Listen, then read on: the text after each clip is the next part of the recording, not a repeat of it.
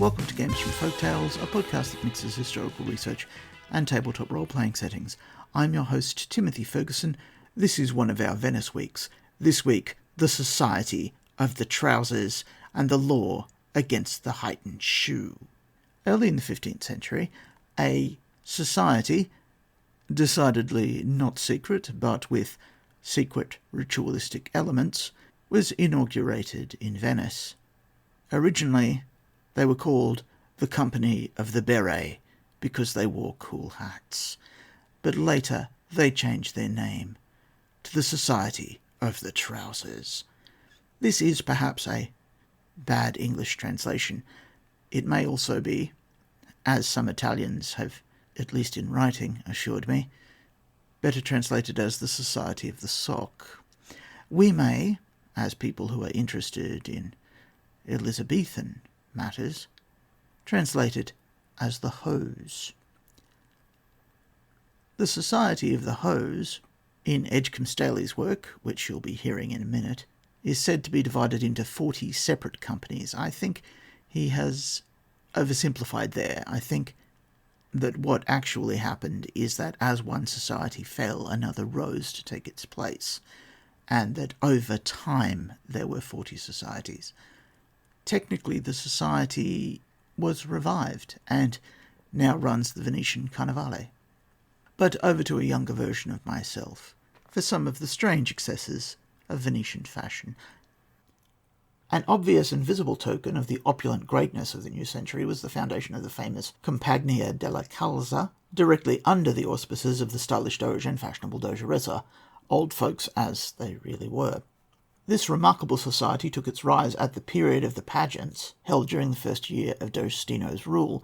The designation Calza was quite an arbitrary choice, for the purview of the Compagnia had regard to all and every detail of dress and manner. It was first entitled della Berretta, Company of the Cap, but the woven silken or worsted garment which clung to and exhibited the whole figure was the emphatic feature of the sumptuary modes, hence came Calza, Company of the Tights. The society or union consisted of a number of clubs of young men, gay, rich, and physically fit.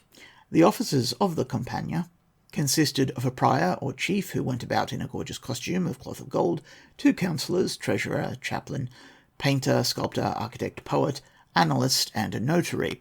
The Compagnia consisted of clubs, and each club bore a distinguishing name: Immortali, Reali, Perpetui, Semprevivi, Pavoni, Ortolani, etc., etc. There were 40 of them. Every member wore striped silk tights embroidered in gold and coloured silks with pearls and gems. Each club had its special arrangement of stripes. Their doublets of silk velvet, embroidered with gold, fitted close to the body and bore the badge of the particular club. They had slashed sleeves through which puffings of fine white linen shirts were pulled. Upon their shoulders they wore short cloaks of cloth of gold or crimson damask velvet, lined with choice fur. Their flowing locks of hair were restrained under jaunty little caps of red or black silk or cloth, with a handsome jewel at the side and a heron's feather. Their pointed shoes were of fine red leather, pierced at the toes, and adorned with gold and pearls. Waist belts of leather, jewelled and embroidered, with beautiful scarcella or pouches at the side, a golden chain bearing a jewelled pendant, and rings on the fingers, completed the superb costumes. Women associates were freely admitted, upon the hems of whose tight-fitting silken petticoats was embroidered in gold the word Calza. Foreigners were also admitted to honorary membership. The gentle donna wore long sleeves lined with fur and beautifully worked cinctures of gold and embroidery.